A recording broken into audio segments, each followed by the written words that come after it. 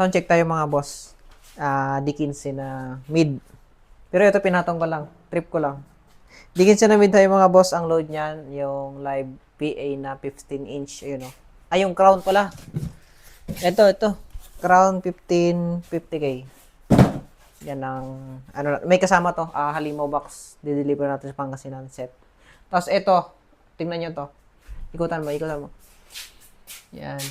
Yan lang ating tawag dito.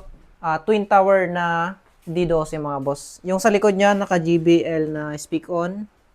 Handle. Naka mortar finish. Meron siyang ready T-nut para sa ating speaker. Tapos, meron siyang screen. Nexo ang dating. Ikutan mo. Yan. Yan ang ating twin tower mga boss. Ito yung isang screen yan mga boss. Ito. Screen ng Nexo. Ito lang ang pag-install. Ito muna sa baba.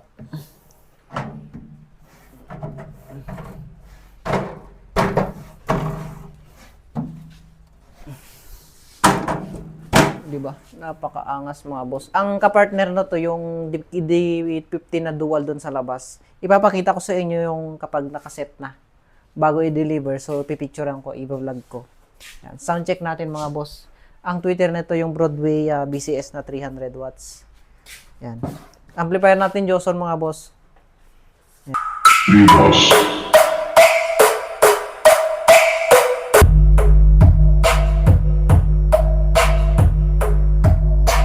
May bass na yan mga boss kasi yung kasi pag pang D15 yung mid-high ninyo, meron na siyang bass.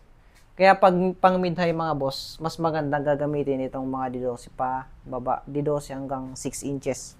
Hanggang 4 inches mga boss. Pero pag D15, pang subwoofer na kasi yan eh. Kahit na instrumental, merong bass.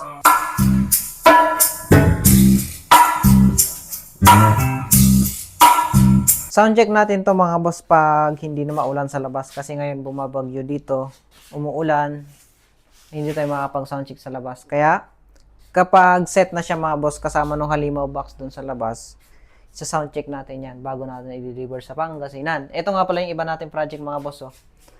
D12 na mid-high. Yan o. D12 mid-high. L-ported na D12 din. Tapos itong D15 na L-ported. Itong D15 na L-ported, ito yung nasa vlog ko dati. Kasama niya to. So may screen pa yan, makikita nyo sa final result.